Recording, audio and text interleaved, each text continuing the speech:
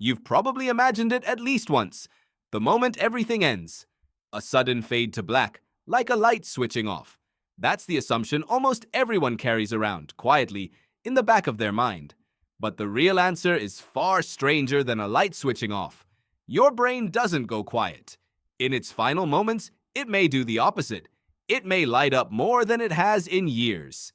In 2013, neuroscientist Jimo Borjigin at the University of Michigan recorded the brain activity of dying rats in the seconds after cardiac arrest. She expected a steady decline.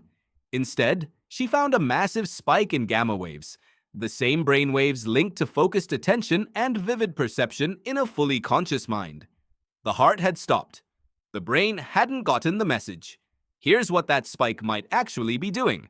Think of your brain like a building during a blackout.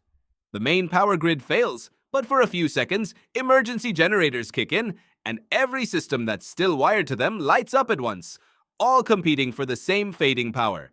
That's roughly what researchers believe is happening.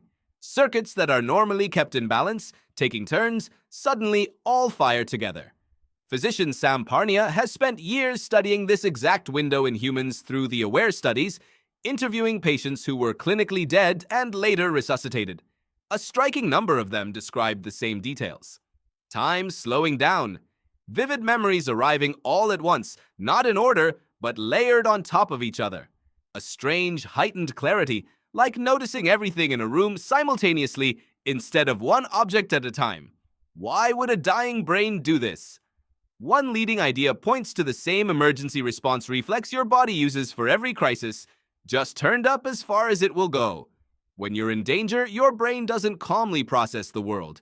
It floods you with attention, urgency, and detail, because in a real crisis, missing something could cost you everything. Death may simply be the most extreme version of that same alarm. Every resource thrown at once toward making sense of what's happening, right until there's nothing left to run on. Psychologist Susan Blackmore has studied why these final moments so often get described as peaceful or even beautiful. Her research suggests something almost comforting hides inside the science. A brain flooding itself with old memories and heightened perception doesn't necessarily feel like panic from the inside. For many, it feels like clarity, like everything finally slowing down enough to actually see. So maybe the fade to black isn't the accurate picture at all. Maybe it's closer to a final burst of light. One last full-volume performance from every part of your mind that spent a lifetime learning how to notice things. That sudden fade to black you always imagined was never really the ending. It might be the one moment your brain was working the hardest to make sure you saw everything all the way to the very last second.